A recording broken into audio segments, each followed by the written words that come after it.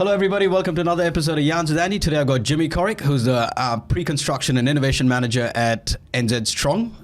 He's built crazy modular buildings throughout his life. He's probably built the biggest modular building in 2012. Yeah, in the Southern Hemisphere that was. In the Southern Hemisphere? At the time. Could be corrected, probably will be corrected by someone. Probably would be, We'll take it. Mate, you make a claim? 100%. It's a fucking claim. Absolutely. And you made a claim on a fucking podcast. It's real. It's true. I love that. Anyways, yeah. He's also the project director of Hangar 4, which is a beautiful building down at Auckland Airport. And he's had an extensive construction career. So we're going to be exploring all about why the industry is broken, Jimmy's values, his commandments, a lot more, modern methods of construction. Keep going. There's quite a bit. I'm pretty excited for this episode, so let's jump into it. Let's go. Cool. Mate, welcome. Thank you. Thanks for having me. Yeah. No, thank you for fucking making the time for me. It was an honour to get the invite. Oh, yeah? Oh. Really? Why? I don't know. You don't get asked every day, right? First podcast? Good to be a first podcast. All right. You're breaking your podcast virginity here. Yeah, mate. It is. That's the Be one. gentle. I'll try. Hey, it works both ways. You can ask me questions too, so it's all good. Tell us a little bit about yourself, mate. Where does my construction journey start? Who am I? Where do we go? I guess I started my time, when I was at school didn't really click with me. Oh, yeah. Typical kind of story. And long story short, my woodwork teacher had a son-in-law who was a builder. And the woodwork teacher obviously was like, oh, Jimmy's not going far, man. And got me an apprenticeship with a son-in-law. Ironically, first house I built was my woodwork teacher's house. Oh, yeah. And I've just always been mad passionate about construction. Ironically, I was thinking this the other day, I built a tree house. It was like 10 or 11 metres off the ground, and I prefabbed it. And I only recalled that the other day, and I was like, oh my God, I built that on the ground. I remember dragging it up with ropes. Yeah, cool. And the irony was I was sanding the inside, and years later, Mum and Dad were like, are we sure you were smoking in that sand? I actually wasn't. I was sanding the walls. You got coffee smoking in your trees? Well, they thought I was smoking it. I was out of it. But construction's always been on my blood. And so when I was probably 19, 20, had my own company for a little bit. Yeah. Yep. So doing, what are we doing there? We're doing group housing. Oh, yeah. And then shifted into doing residential. Yeah. So Virginian homes. From there went into commercial, and the commercial crowd I worked with at the time was based out of the Waikato, and we did a lot of modular and prefabrication, and that's kind of where I shifted from building and sort of getting this real passion for precab. This is really cool. This is awesome. Yeah, cool. That's kind of my work side for me. I'm an outdoors guy from the Taranaki originally. Love my hunting, love my fishing, and love my CrossFit. Are you a CrossFit guy? Well, yeah, I turn up. I'm very fortunate to be part of an epic gym. And I'm a CrossFit dude too, by the way. Oh, mate, great. We're going to have a great chat. Wait. Really important question. Yeah. Have you nailed toaster bars yet? Come on, mate. Of course I have. Oh, of course you have. Yeah. Double unders. Yeah, gotcha. Oh, yeah? You muscle up? No, I can do a full pull-up. I can do a half muscle up. Oh, good work. But Yep. I can do 15 handstand push-ups, though. Oh, yeah, okay. You got me there. Yeah, that's my work on at the moment, to be honest. Yeah, sweet. We'll probably save the CrossFit. I don't want to punish anyone. Wrong body. But yeah, so that's kind of me in a nutshell, really. I got 3 daughters. Nice. Yeah. So you've had an extensive career, yeah? Yep. In construction? Yep. Right. You claim the industry's broken. Yep. Why? I think, the broken, because I imply it can be fixed. And I think there's multiple factors. I think one is essentially we put too many people between the guy who wants something and the guy who can do it. Tell me more. So if you draw a little picture and go, well, there's 3 people that talk to each other. That guy talks to that guy. As soon as you add people in, the amount of conversations to get the message to everyone increases exponentially. And that's kind of how I see construction and where we've gone wrong, is it feels like we've just overcomplicated it. And there's so many people involved and stuff's got to go through so many hands. No wonder we are finding ourselves at times in trouble.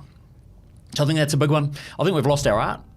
Lost our art? Lost our art. Like construction, every trade has an art, right? And if you're an artist, then if you paint something, that's obvious, that's what's art. But you talk to anyone who's really good at their trade and they treat it like an art, someone who's passionate about it.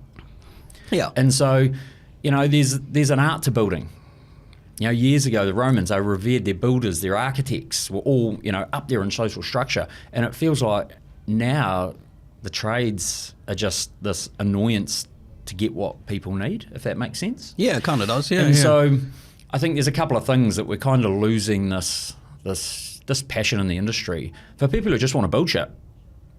Like I just want to build shit. Yeah, you just want to build shit. If I won Lotto yesterday, Yeah. tomorrow, I'd still build stuff, man. How do we get people excited about it? Yeah, right.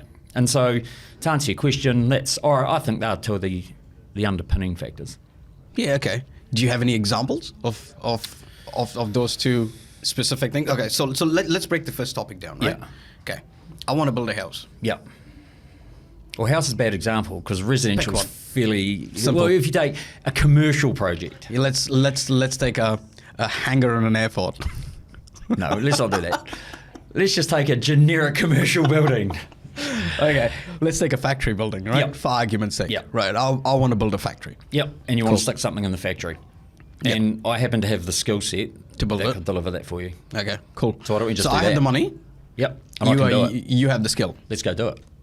We can't though, can we? We've got compliance. Well, we've got a yeah, designer. we do. We've got a project manager. Yeah, okay, so let's accept that in the process there are some must-haves. Yeah. Okay. So- So compliance is a must-have. Absolutely. So Yeah, you, need, cool. you need someone to draw the picture, right? You need somebody to draw the picture. You need Yep. an architect. You need to make that process as simple as it needs to be and no simpler. Yeah. You know, there's stuff that we do these days that feels we just have process and layer and process and layer that stands in the way of just building well and efficiently. I agree. You know, you might be, if a real grassroots example is compaction results, you know, you may have 150 mil layers you got to put in, run your tests, keep moving, you know it's good, you know you've tested it, but there may be a process that says, well, that's got to go to someone else and they've got to go to someone else before you can continue. Meanwhile, you've got machinery sitting still. That's a real grassroots example where you're like, just have a think about that. There's got to be a better way. And there's heaps of examples of that around the place with inspection. You know, is there a need for council compliance and inspections? 100%. Agreed. But then does all work have to stop till the inspector comes on? And, you know, is the audit system. We're very fortunate to be part of the audit system, and that's amazing for us. We can build. Do we have some great QA records behind that to back it up? 100%. Yeah. That's what you have to do to achieve that. Does it allow us to move faster? Yes. So there's some examples of where it's getting better, you know. But we're not there yet, though, because No, well, I I think one of my previous episodes, we'd actually done the analysis for exactly the scenario. Oh, interesting. Paper to spade in the ground. In New Zealand, yeah. it takes anywhere between 10 to 14 months. Oh, yep. That'd be right. Overseas, it takes anywhere between 3 to 6 months, and sometimes even less in Yeah, countries like Dubai. Yeah, interesting. In countries like Dubai, they prioritize the substructure design and the earthworks design. Interesting. Package Yep. immediately goes out, they start while the entire design for the superstructure is being built. Yeah, it's Designed. an interesting question around that, around staging, because, like, for me, philosophically, construction is a game of edges. Mm-hmm. So every time you have I think I need you to explain what that actually means for people that don't Okay. actually understand it. Right. Yeah. What do you mean by a game of edges? Right. So for me, on every level, you can describe construction by the quantum of edges, or you can identify how complicated something is by the quantum of edges. Okay, so standard gibboard wall, Yep. boom, 2.46 metres long. The likelihood of a defect in the middle is probably fairly low. Almost It'll be at the scotia. impossible. It'll be at the skirting. It'll be at the door frame. It'll be around the light switch. It'll be at an edge of the wall. Now let's extend that out to contracts. Oh yeah, I'm here to come and install the services. Oh yeah, but I don't do the seismic. Oh yeah, I don't do the pacifier. Yeah. Guess what? They're all edges. True. Then you take the little 3 diagram that goes to 5, that goes to 7, and you look at the complexity. So every time you have an edge, you add complexity. And I think if you can look at construction through a lens of edges, it helps you see where potential problems are. Interesting. So don't look in the middle of the wall. Yeah. Look at the edges. But I use the wall to explain it. Yeah, yeah. But Well, because it explains it it's better. doesn't it? procurement. It's the contract. It's your budget. Yeah. It's your cost plan. You know, you've got a cost plan, for instance. Awesome. You've got a cost plan for a building. Okay, cool. Is that cognizant of the actual neighbouring buildings? Question mark. Is it cognizant of the geotech in the land and the edges where the building meets the ground is an edge. It is an edge, yep. Where your building meets the neighbours is an edge. Yeah, I think so. It's just something I use to try and understand complexity. Is that how you process your designs? Yep, it is a lot. Yep, I'll look at things and I'll go to the edges. You just look at things and go, oh yeah, how does that join to that? And after a while, what is an edge becomes pacifier, it becomes seismic. Yeah, it becomes an object of certain. Yeah, or it could be another big edge is design and construct packages that find themselves in fixed price lump sum projects. Yeah, okay, I'm with you. So 100% detailed design, fantastic. Except the fire, the mechanical, the passive, and the seismic is all contractor design. So, and this is where I think we beat up on designers way too much, to a point where it annoys me, where the team has done its job and the design stage or gateway is 100%. It's actually not. Oh, well, but not through no fault of the designers. It's through how things are put together that how can you design a complicated corridor full of services as a designer when you don't have the mechanical guy, the fire guy, you don't know where the seismic solution's going to be. How can you coordinate that? Or what fixtures you're going to use. Or all this kind of stuff. Look, fixtures and stuff's pretty easy, right? Someone can say use this, that, the other. But it's the design and construct elements that aren't captured within a traditional procurement process that, to me, hamstring consultants and designers to deliver the 100%. The context of that is edges, because it's clashing. It's all the edges of everything. Sorry, rant. No, it's good. It's construction's a game of edges, and not just in a physical sense, but in a form of a contract sense, in a design sense. Oh, relationships. You know what I mean? Everything. How you get on with your team, everything is about, when everything's going well with your design team, there's never any friction, right? That's when you reach an edge where there is some friction. Like you can apply it to anything. And then you raise an RFI, then you raise another RFI, and that loop's never fucking ends. Nah, it's not, man. It's and if I would, hopefully people who know me don't chase me around the room when I say this, but and then even us as main contractors, if we are raising RFIs 2 weeks before we need them, we have to question whether we've done our job. Fair. Because if a designer has missed something that's deserving of an RFI, and we have been looking at the drawings for, 6 months, or is there not an argument that we should have spotted it sooner? And then the old argument, well, we're not paid for that. But then that argument only comes in when you go for a delay claim, doesn't it? It doesn't come before that. But the car's crashed at the delay claim. Yeah, mate. Like it's ambulance at the bottom of a cliff at that point. Let's stop that. How do we? It's something we might talk about later. Pressure and stress. In the continuum, and how do you hold yourself? Do you behave in such a way that you apply pressure, which I define as a proactive force. So I'm going to get ahead of this and get ahead of this stuff to relieve the stress, or do you push it, or do you act everything at your nose and it all becomes stress? We can probably touch on it a bit later, I believe they manifest differently in the body and also elicit different responses from people. Interesting. Yeah. So pressure stress continuum. Right. My view, don't laugh. There's 100 energy points. I can call it what you like on a job, all right? Okay. So you're on the job, Andy? Yes. There's 100 energy units, points, call them what the fuck you like. Cool. They're all coming at you. Okay. You're going to cop every one of them. Yep. But you've got a choice. Do you cop them under pressure or stress? Okay. So they're coming at you in one of those two forms. Now, I define pressure as a force you exert. Okay. So this is me putting up a shield wall and saying, I'm going to... No. This is stop them? You, in a real simple sense, pushing for a PC date 2 weeks before the proper PC date. Cool. So you have resequenced programs and gone, found some total slack, reshuffled some sequence and said... You're talking my language, dude. I thought that was just for you. Keep going. That was good. Yeah. And going, right, I'm going to reshuffle, resequence, and I'm going to get there 2 weeks earlier. Sure. Doesn't mean you're not going to work Saturdays. Doesn't mean you're not going to be under pressure. Yeah. But you're driving it.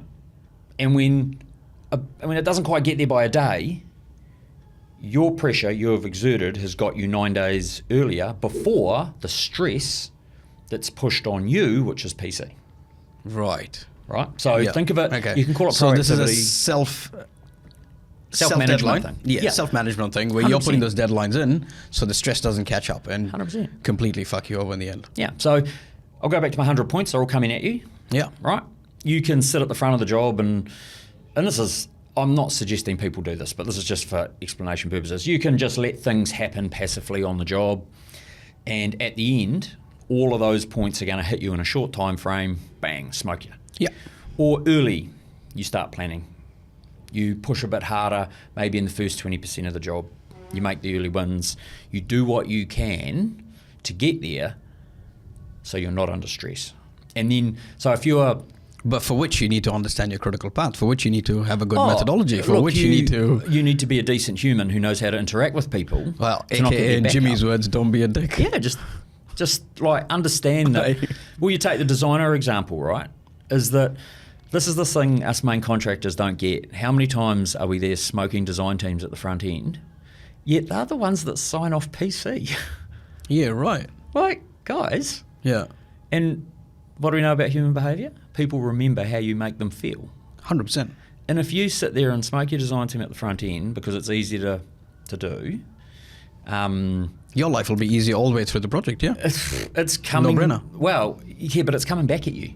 Yeah. If you're smoking them and you're making silly comments and all this kind of stuff, Yeah. and behaving the wrong way, it's coming back at you, man. Oh, 100%. Because at PC, they're the ones who've got to sign and go, yeah, I think you're done. Where, ironically, we have an industry that has a contractual term for our completion that is not practical completion. Yeah. Like Practically completed. Yeah. But we don't get me on another rant about finishing things. But, I just don't think it's funny, though. Like, we've got a contractual term that says finish, but you're Not just yet. We're okay if you're not a little bit. Well, yeah, but then you still have your defecting to do, and you've got to get your CCCs. Yeah, we're practically finished. Well, practically So finished. we've sort of paid you. It's I don't know. It's something that always makes me giggle a bit that we've actually got a contractual term for not quite finished, but we all think it's finished. So, It's probably a payment milestone, you know. Oh, what I mean? yeah, it's all of that So stuff. It's just money hand. but handed off from essentially, one person let's to just another. go back to the fundamentals of what we're doing. We build shit. Yeah. Someone wants something, we should be building it for them and doing it. Right? Yeah. Fair. Now you talk a lot about modern methods of construction. Yep. What does that mean? Well, God, it's many things to many people, right? Well, what does it mean to you? What it means to me, it's about thinking differently and how you Yeah. approach something. So and I use modern methods. I've picked that term because it's not volumetric, it's not mass timber, it's not panelised, blah blah blah blah. It's actually whatever you make it, right? And not It could be simple everything innovation on site too, right? Absolutely. Yeah. And it's not about saying one size fits all. It's about saying, hey, every project is unique, because that's what we do. What's the best way to build faster and cheaper than traditional? That's probably it, to be honest. Can we apply a different method of construction to be faster and cheaper? The answer might be no. Great, Yeah. don't do it. What a waste of time. Yeah. But is there a constraint that means there is a material benefit in using a modern method of construction? If there is, we should be looking at it. Oh, 100%. Yeah. We shouldn't be going, oh yeah. So can you get into some examples of where you've used modern methods of construction in your career? Yeah, sure. So there was a apartment block not far from here. It Yeah. was 2011. I don't think anybody knows where here is, so that's probably well, good. perfect. In St Benedict Street in Auckland here, and it's actually on YouTube. Is it? You can see, yeah, St Benedict Street Apartments. If you Google it, or if you YouTube it, you'll see it. Yeah. Where it was the first design and construct leaky in New Zealand. Oh, yeah. Yep. And we had a neighbouring building really close. So we pre-built the wall panels in our factory in Matamata and drove them up and installed them. Now, what was really cool at the time was because it was design and construct, we had this flexibility, and we had a designer on it who was great. We could see they just weren't clicking into gear with what we needed from a modern methods perspective. So we engaged a little loyal army. We've got some very, very smart designers, a couple of them. It's got, come on lads, let's come and do this. And we peeled it out. And the irony was we built this wall more or less exactly the same as the consented documents, Oh, yeah. just 200 kilometres south. And we had to drive the inspector to go and do the cavity inspection. Where at Matamata. At Matamata? For the wall, it was destined to land in Auckland. Yeah, right. We did it, cool, tick, tick, tick, all done, happy, and it's on YouTube. You can see us craning it in. And so that was a scenario where we couldn't fit a scaffolding between our building and the neighbouring building. And you did it all precast? No, that was timber framed. Oh, timber framed? Yep, linear weatherboards. Yep.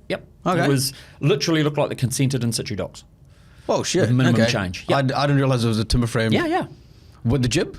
No, Yeah, because okay. once again, you need the right amount of modern methods of Yeah, construction. exactly. It was Like- where do you draw the line, right? Where do we draw the line? And so we just got the balance right and understood where the best value was. That's...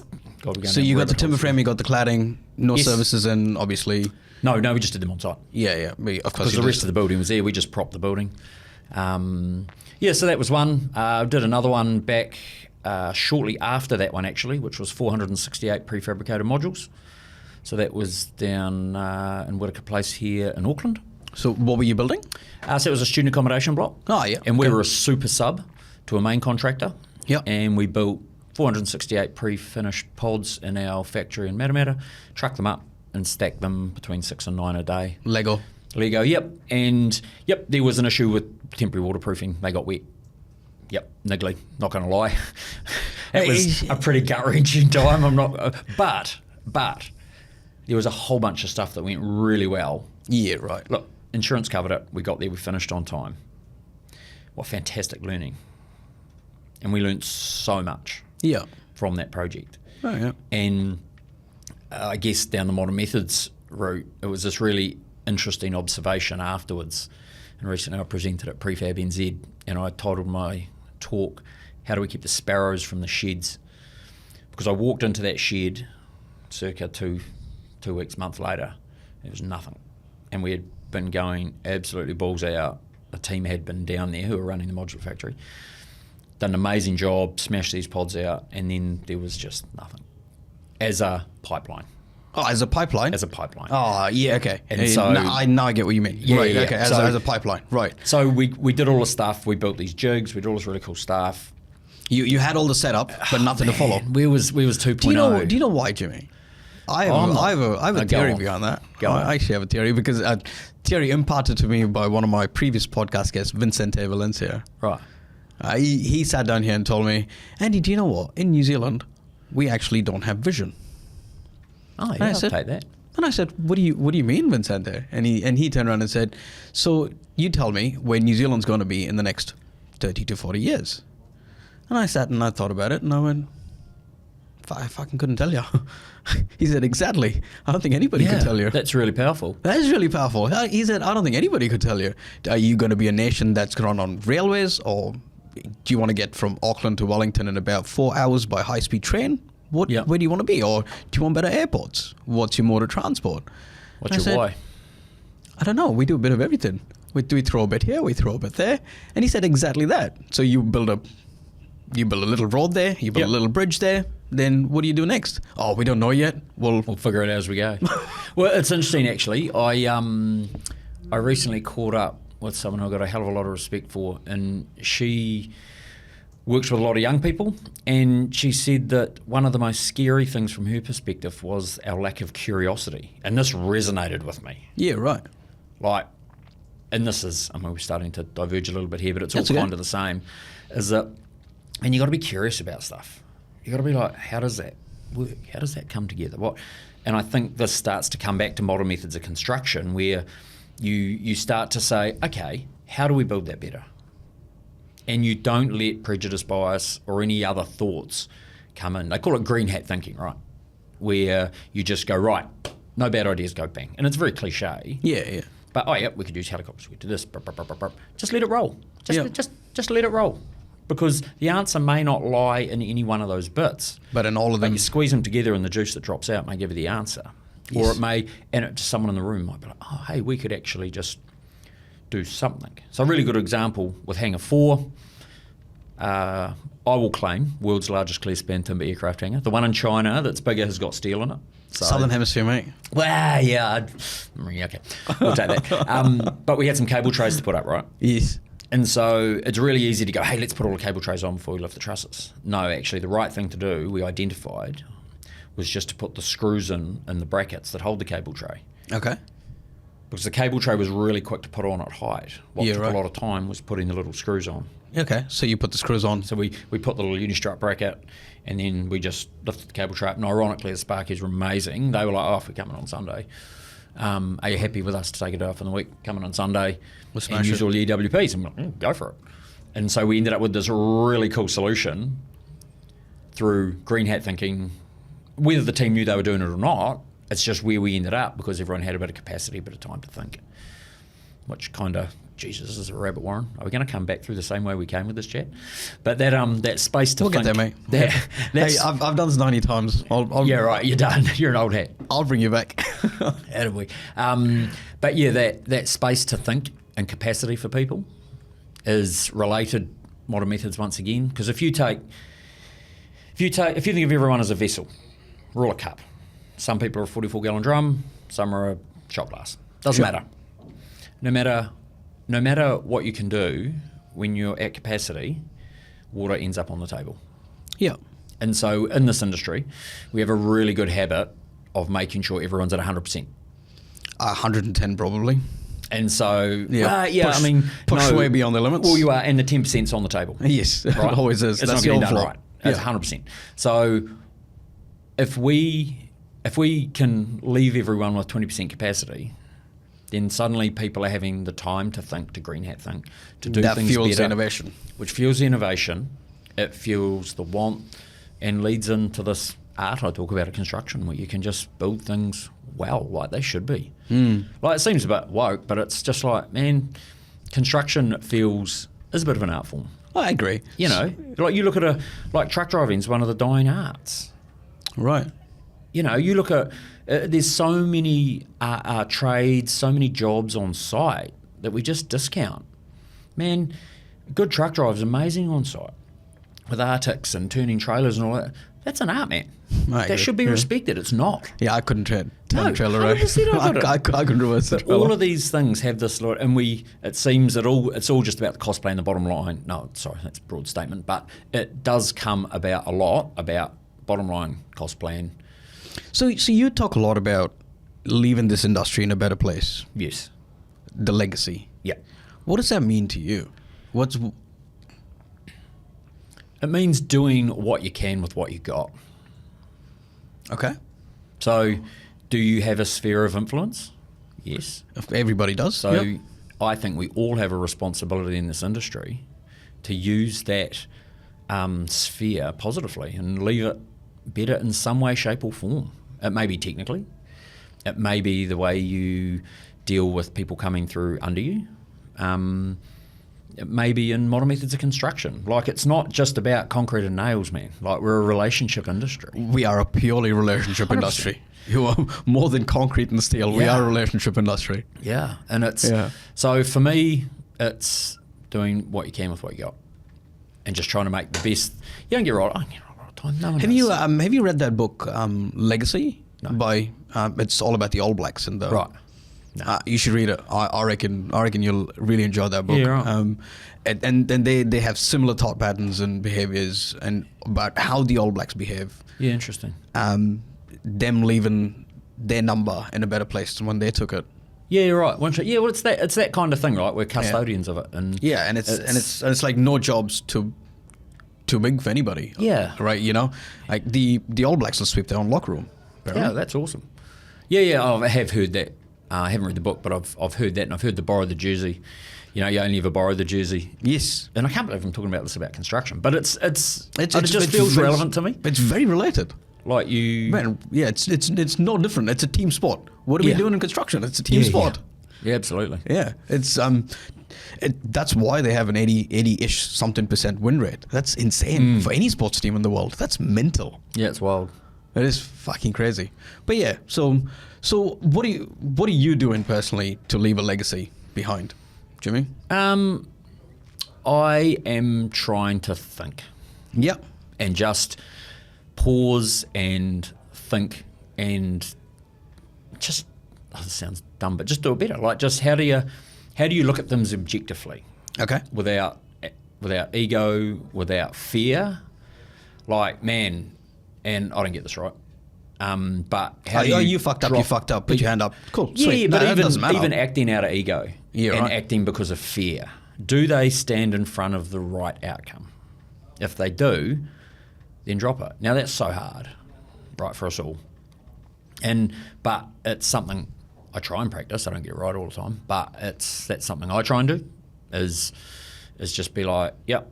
I like to think showing people to take accountability. Like, if you got it wrong. Like you said, put your hand up. So have you got instances as examples of where that's happened in your life? Oh yeah, I've made heaps of fuck ups. We all have, man. We all have. Yeah, 100%. Yeah. There was a big one actually with a project about 10 years ago. Where Wait, is it safe to say on? Yeah. It's all sorted. It was all. We did it right. We did the right thing. Okay, cool.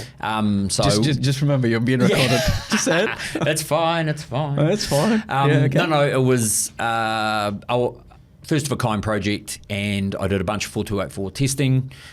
Long story short, I did what I did in the 4284 test. It passed. Great. Happy days. We progressed with the construction, and then in between the 4284 test and when we were building, What's something a changed. 4284 test? Oh, so it's the facade test. So it was testing two pieces of an envelope that weren't tested together. Yep. So stick it in a booth, build it, spray water at it, smash it with wind, and make it break. And then test where it broke and check it against the standards, essentially. And I was responsible for something that I just got wrong. Okay. And I thought I was doing it right. Could you tell us what went wrong? Oh, yep. There was some air seal in a window. Okay. And that I just thought... So it failed the wind test? No, it passed the wind test. Okay. Oh, don't give me that's triggering. But there was a piece of tape that was needed between another piece of tape and the air seal. Okay. And I wasn't aware of that. Yeah, and okay. I instructed, go ahead. Go Build all these things. Yeah. And then 250 of the windows had to come out and get put back in. And that was on my watch. Hell. Yeah. That must have cost you a bit of money? Yeah, it did. Cost me a bit of pride. Yeah, I think at that point you think you're bulletproof and then you get humbled pretty quick. But yeah, I've made mistakes. I've made mistakes with how I've dealt with people. Yeah, right. Which I haven't been happy with in hindsight. How did you come to that self-realization? Oh, man, well, you catch more flies with honey than you do with vinegar, right? And what does that actually mean? Well, it means you relate that in real life for me. You will get further being nice than being a dickhead. Fair. And so if you're trying to get not always though, but you've got to be. Yeah, I don't know. No, I think assertive if when needed. And well, no, I think you're talking about a different line there. I think if I talk about being a dick, just being unreasonable, right? That's unacceptable. Yeah. And so I think what you're talking about is how do we navigate this complex industry, treating people with respect, yet getting the outcomes you need. And sometimes those outcomes you need are different than the ones you can get. And it's, how do you do that? Okay, let's come back to your honey and vinegar example. Yeah. All right. Yeah. Oh, it's just treating people with respect. When you've got a guy who's doing a job for you, some trade, he needs something done, and for one or other reason it needs to be, these are all dumb examples, but probably relatable. There's nothing dumb. It needs to be done on a Friday. It has to be done, can't go home. Yeah. You got two choices, right? You can write that guy every letter you like and say, you must be done, rah, rah, rah, rah. Or you can actually connect with the man and be like, hey bro, I actually need some help here. You'll probably get further doing that than writing a angry achy next to him, smashing him with damages if he doesn't get there, right? So that's probably a really good example. 100% is a really good example. Hey bro, look, I need you to help me out. And I think when you... Can we sort this out? What do you need from me? And when you're like, man, I need your help, I think at a human level, people are generally pretty keen to help if you go. Especially as Kiwis. I need help. Yeah. We'll respond to that really, really well. We'll turn around and just go. And there's a whole commercial piece. I can hear all the commercial managers now running me down, but it's there's a commercial piece which backs it. But my view is essentially we're builders. Yep. We're about delivery, which talks about this art of construction, and it talks about where I think we're departing from it. Is, man, we build. Yeah. That's what we do. Our industry is called construction. It's not called management.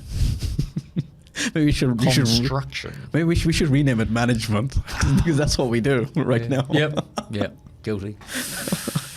Hey, but also for all the viewers listening in, if you don't know, Jimmy does have a YouTube channel and Oh, not YouTube. No, sorry, Instagram. Instagram. Yeah. Tales of a Tortured Builder. Tales of a Tortured Builder. Yeah. I've got a few rants on there. Going to my construction commandments and a few bits and pieces. I want to touch on these commandments, but please go listen to Tales of a Tortured Builder. How'd you even come up with that name? I can crack up. Oh, I don't know. I don't even think I used AI. I think it was just one that came to me that I was like, man. It's like you were thinking about the edges and you're just going, yeah, fuck. I was. Well, I was just, I don't know, there's some funny shit that happens in construction which I don't think we think about. You know, one is that term practical completion. It still makes me laugh. Our contractual term is actually not complete. Just about complete. Just about complete. Just about there. And it was just a way that I wanted to try and convey a message of construction and maybe a different format that some people haven't had it said to them before. Like, I struggle with reading and writing, always have. Anything spelling for me is atrocious. Thanks to Microsoft Word. I'm not, I can't learn, I don't learn well in that format, but give me short format, I can. I was like, well, why don't I just start posting some stuff and see what happens? Sure.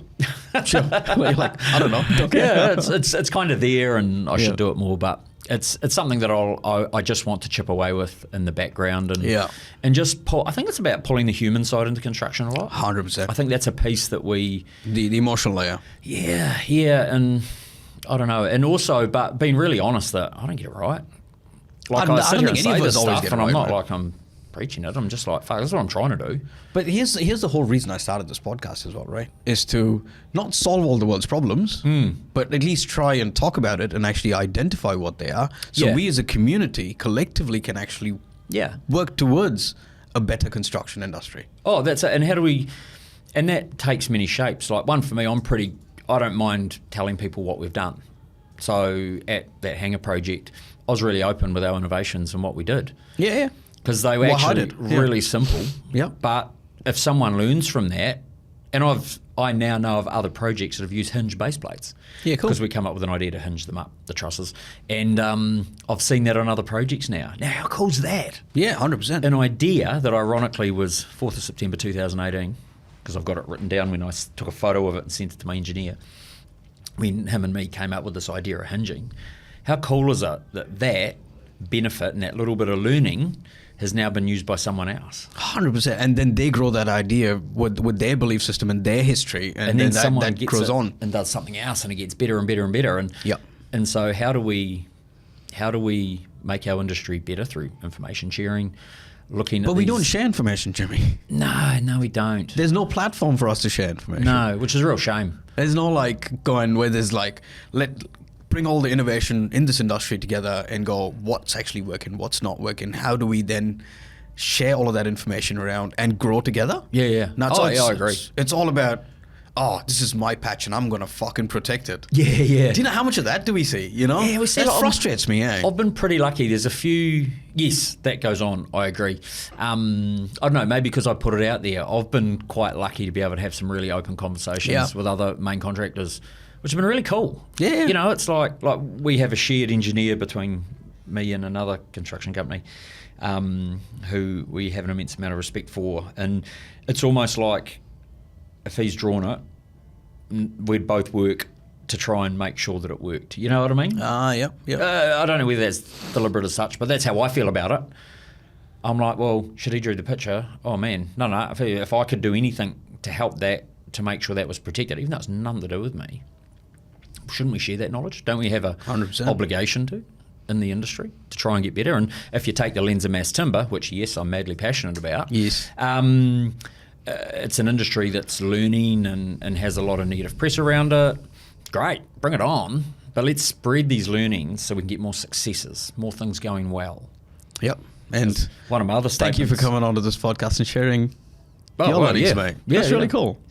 Well, that's one of my things I was mentioned was, best innovation goes unnoticed. Yes. And that something happens and just happens. Just goes through the system. Yep, great. We don't go, actually, stop, look, guys, look at this. This went really well. Well, here's the other thing, right? How many times do we do lessons learned properly on projects? Yeah. Yep. Never. Yeah. And when do they get published? They don't. Yeah. They don't. Yeah. I'll tell you post-recording what I'm thinking about. I don't think I can say it on camera right now. Love it. Wait, I'm the one censoring my fucking podcast. This is parallel universe. Anyways, all right, Jimmy. Now, I wanna delve into what those commandments that you keep talking about. Oh yeah. You know, you've touched on them a few times. Yeah. Even in just this conversation. Yes. You've got 4 commandments, not 10. Yeah, I've got well, it ranges 4 to 10 to 7. Depends on which side of the bed you get on. And depends what's relevant, right? Yeah. Like I just think these are little things that I've stumbled across where I've just gone, that makes sense. You know, edges is one of them. Yes. You know, the pressure stress continuum's another one. Just watching it, it's a form of proactivity. Oh god, mental blank. There's a few of them floating around the place. They're on my LinkedIn. I'm sure you can help me out. My team actually prepped me with this. Oh, look at that. Yeah. Don't be a dick as well. Yeah, don't be a dick. That was a good one. We're broken. The rot of... the rot of incompletion. Yeah, that's a beauty. So that was... and leave it better. There. So the rot of incompletion is an interesting one. So I've never done that before. Look at my notes you're recording. Hey, look at that. That's the first time. I won't judge you, mate. I thought you were good at these. I thought you'd done 90. How the fuck would I remember your commandments? I can't even remember them. No, the rot of incompletion's a good one. So years ago, we used to fix leaky buildings. Yeah. As part of our job, apartment blocks. And it always used to strike me that if you had a window that failed, the water would drip down and the bottom plate would be the most rotten, and then it would radiate out from there. Yeah. And so then it dawned on me one day, I was like, oh man, when you have something incomplete on site, it radiates, the incompletion radiates out from that point. Yeah. I don't know, put a power point in a wall, don't know where the power point's going, cool, can't put the jib on, but could jib stop that wall and that wall, but not that wall. I can't put the skirting on, but we can't do the skirting behind us, whatever. And it radiates out. And so it's a flow-on effect from that. It's a flow-on effect, right? And so how do we get really good at stopping the rot of incompletion? And how do we, instead of focusing on symptoms, i.e. trying to get the jib stopper, I can't get the jib stopper back to restop that wall because that wasn't ready. That's an use of energy. Go back to the 100 points. Or we actually invest our energy in putting the power point in the right spot, so that we can actually finish the wall, so we don't have to manage all this other stuff. Yeah, and waste your energy and now, time that's and tough effort. Because sometimes that's not your cause. But have you really looked at how you've behaved, and could you behave in such a way to solve that? Could you proactively write and go, hey guys, I'm going to stick the PowerPoint here, tell me to stop? I don't know. But what could you do within what you could control to keep that moving? You know, without getting into the nuances of how you notify and all kind of rubbish, just how do you just build better? Yeah. How do you just stop the rot of incompletion? Just finish it. Finish it properly. Like shoot James Bond. Yeah. There's that great saying, you know. Shoot James Bond. Well, they always leave him in a room with a stupid guard and he gets away, and if they just shot him, there's James Bond, bang, dead. I think it's Minute Manager. There's some book that says that. Don't shoot James Bond, mate. I love the Aston Martin. I want one. Oh, yeah, 100%. But, you know, it's... I like that shooting James Bond one too. Just solve it. Sorry, yeah, I know what you mean. Yeah, shoot James Bond. We'll never have another James Bond movie ever. Yeah, well... But hey, the villain wouldn't have a problem. Yeah, true. Dr. Evil would be fine. Yeah. No, I get that. No, that's interesting. But yeah, so those commandments, they're just things that I have thought of over time, and I've just... made part of your ethos. It's how you live by things. And and just trying to give some little guiding lights. Well, not guiding lights, a bit wanky, but just trying to articulate what I'm saying simply, so it's digestible to people that are under me or coming through or whatever. Yeah, cool. Really cool. Now, I wanna touch on a little bit of an emotional subject now. Oh, yeah. Yeah. Mass timber. Nah, mate. You talk about concrete and steel. Concrete, steel, timber, yeah. We'll park that aside for now. Yeah. Construction's a tough game to be in. Yep. You're passionate about mental health. Yes. Yes. That's 100%. 100%. So, if I'm dealing with mental health issues in construction, which I believe a lot of the listeners are actually fucking 100%. dealing with, what would you recommend they do to kind of deal with those Oh man, that's a toughie. I know it's a toughie. That's a real hard one. Yeah. I had a journey back in 2000. You had a journey? Yeah. Are you open to sharing your journey? Yeah, absolutely, 100%. So we were doing some big, couple of big data centers at the time. Oh yeah. And yeah, they were flat out. They were during and post COVID. Yeah. Okay. And not too long ago. Yeah. Not too long ago. Yeah, and I would drive home and just pull over at the side of the road and I'd just sit there and grind. I couldn't tell you why. Yeah, right. Pressure, and it wasn't all work. Like Yeah. it was just, I don't know, you hit 40 and I think midlife crisis they call it, isn't it? I'm not quite sure. I'm not 40 yet. I wouldn't know. You sure? No. Shots fired. But I had that. That's a very quick summation of my journey. How did I get through there? I got through with my mates. Yeah, right. Like I developed a great group of mates around me, and communicated and you got to talk about this stuff. 100%. Yeah, and there's a bit you can do, and then you need a network around you that does the same, and that's where your mentors, the senior guys at NZ Strong, are really good for me. They really we've got a great relationship with them, so that was great. Mates are all great, and you kind of, I think we find ourselves in these situations. We don't. It's not one triggering event that puts you there. Yeah. You kind of just wake up one day and you're, oh, this is shit. And I didn't know it was shit, but I've kind of realised. And so, yeah, I think... what did you do then? What did I do then? So you're sitting in the side of your truck, mate. Yeah, yep. You're overwhelmed, Overwhelmed, yeah. Yep. Bawling your eyes out. Yep. What's happened then? What did you do? It's just... fitness has been a big part of it. Release those endorphins, dude. And belonging. Yeah. I was eventually started going to a small CrossFit gym. And then what's the name of the CrossFit gym? Let's give them a shout out. Oh, so Mecca is the one I'm at now. This was before Mecca. This was FitFam, another gym. Yeah. But I developed a sense of belonging and ownership around something bigger than work. And I think actually probably a good answer to your question is I developed an identity outside of work. Yeah. Okay. So I think actually this is probably the answer to your question. For ages, you kind of, when you're coming through the industry, you feel like you've just got to be the man, you've got to be the site manager, you've got to be the PM, you've got to be and if life's, I think Shane Brealey said, three-legged stool, right? And so you if you're not balanced, you fall over. And I think for me, I'd invested far too much in my work version of me. Yeah. And so I think everybody in construction does. Yeah, man, we do. That's like a common theme that you see. Everybody invests way too much into. Yeah, like that is the most fucking important thing in their life. Oh, 100%. And it's not. It's not. It's not, man. And I think it was about investing back in me, sense of belonging, and that's one of the reasons I got into CrossFit. And whether it's FitFam or Mecca, where I'm at now, is that is a huge part of the balance for me. Yeah, right. And what's really cool with where I'm at now is I've got athletes that represent internationally around me. And you kind of... That rubs off on you, doesn't it? Oh, man. Yeah, well, have you done comps yet? Yeah, I've done a few comps. Yeah, okay. I'm pretty shit, but that's okay, I'm getting there. It doesn't matter if you're shit, mate. If you've been to fucking comps, it's the energy level at fucking CrossFit comps is like insane. Oh, mate, it's wild. It's mental. You realise what you can do, and you actually realise that, man, they just want it more than me. And that's okay. Yeah. That's okay. That's all good. And they're probably younger and fitter. And that's probably. Okay. But that aside, you can do anything right if you put your mind to it. I'm a firm believer of that. But it shows you what you're capable of standing next to you.